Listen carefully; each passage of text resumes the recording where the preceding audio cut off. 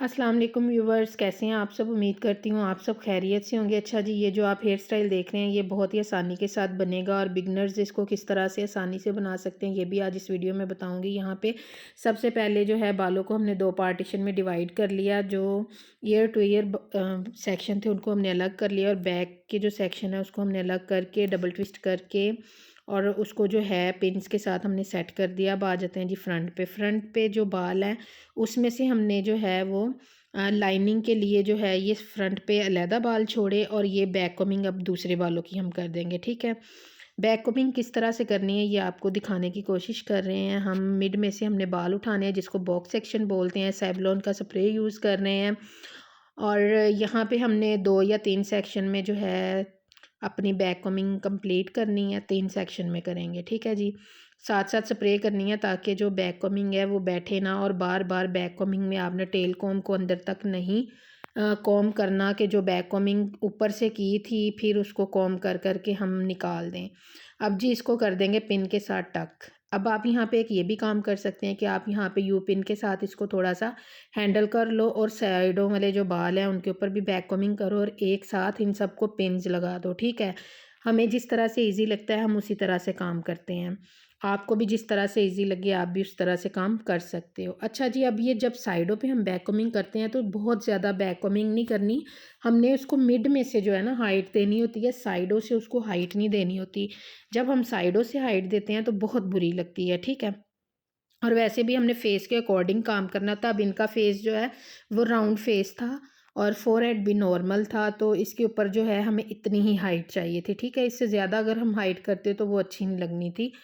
अब यहाँ पे जी हमने करनी है लाइनिंग क्रिएट। ये जो फ्रंट पे हमने बाल छोड़े थे ना, अब इनको बैक साइड पे डालेंगे। डाल के इनके ऊपर जो है वो हम स्प्रे लगा जेल के साथ इनको नीट करेंगे। फिर उसके बाद हम स्प्रे सेवलॉन का यूज़ कर रहे हैं और उसके साथ हम स्मॉल वाली जो यू पिन है उसके साथ हम इसको जो है वो बारीक बारीक लाइनिंग में जो है वो कन्वर्ट कर देंगे। ठीक है, अच्छा जी, अब यहाँ पे मुझे आपको एक बात बतानी थी कि हमारी लेफ़्ट और राइट साइड में फ़र्क होता है। जैसे कि मिसाल के तौर पे हम जूता लेने के लिए जाते हैं, एक पाँव में जूता बहुत फ़िट आता है और दूसरे में जो है वो इतना फ़िट नहीं आता। सर के बालों से लेके पाँव तक जो है हमारा लेफ़्ट और राइट साइड में जो है वो फ़र्क होता है। ठीक है, इस चीज़ को अंडरस्टैंड करें। जब हम बालों की प्रिपरेशन कर रहे होते हैं तो वहाँ पे हमने जहाँ पे बाल कम होते हैं ना उस साइड पे हमने जो है क्रिम्प ज़्यादा करना होता है। जहाँ पे बाल ज़्यादा होते हैं ऑलरेडी वहाँ पे हमने बहुत दबा के क्रिम्प नहीं करना।